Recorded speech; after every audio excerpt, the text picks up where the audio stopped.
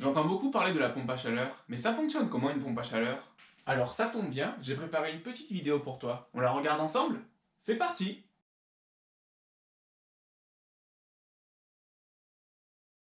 Voici le schéma de fonctionnement d'une pompe à chaleur. Si cela vous paraît compliqué, nous allons tenter de le simplifier avec une expérience que vous avez déjà tous fait. Prenons une casserole remplie d'eau et mettons-la sur le feu. Au bout d'un moment, cette eau va bouillir et se transformer en vapeur.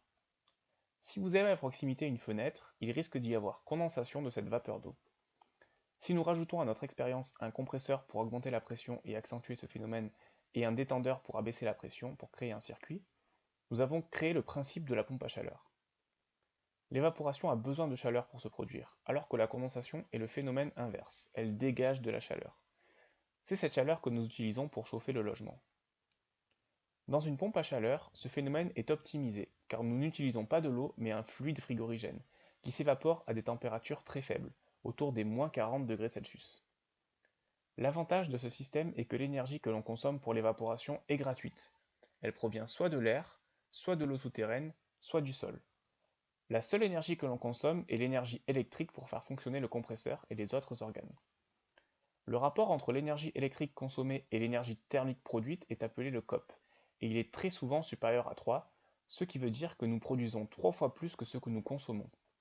Cela permet de faire des économies intéressantes par rapport à d'autres systèmes. La pompe à chaleur est très souvent équipée d'un appoint électrique qui permet de compenser lorsqu'il n'y a pas assez d'énergie à capter à l'extérieur, en général en dessous de -10 degrés Celsius. Pour comparer la pompe à chaleur à d'autres systèmes de chauffage, nous pouvons utiliser l'Argus de l'énergie. Cet Argus représente le coût moyen en euros pour produire 1 kWh en fonction de l'énergie utilisée. Nous pouvons voir que la pompe à chaleur est en bonne position, moins chère que le gaz, le fioul ou l'électricité par effet Joule. Malgré son excellent rendement, elle reste plus chère que le bois ou le solaire. Cela s'explique par l'électricité utilisée pour faire fonctionner le système, qui, même en faible quantité, a un prix élevé. La Maison Énergie Habitat Climat est une activité du CPIE du Pays d'Aix. Le CPIE mène aussi des actions dans le domaine du développement durable des territoires et dans l'éducation à l'environnement. La Maison Énergie Habitat Climat propose 4 actions principales.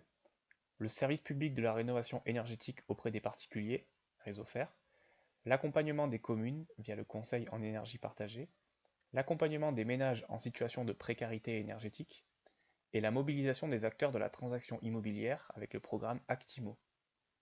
Pour plus d'informations ou un accompagnement personnalisé sur votre projet, nos conseillers sont disponibles par téléphone ou par mail. Vous pouvez aussi prendre rendez-vous gratuitement, alors n'hésitez pas.